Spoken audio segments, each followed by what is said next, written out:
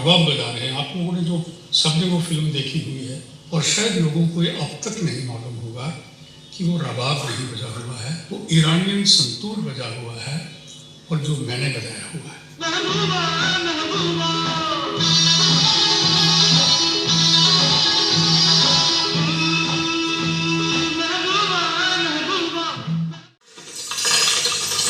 उससे पहले जो मोस्टली पिक्चर बनती थी वो स्टूडियो में बनती थी, और जो शूटिंग के साथ में डायलॉग ट्रैक मिला, सिंग साउंड मिला, उसी में जो इफेक्ट्स आते थे मोस्टली वही यूज़ होते थे।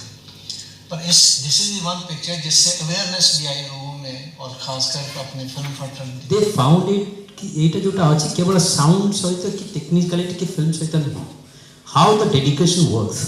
आपण जो लास्ट जो कहले निजर लव, निजर जदि सेटा रही परिबो को ये मते लागुची सेटा सक्सेस दबा जीवन रे।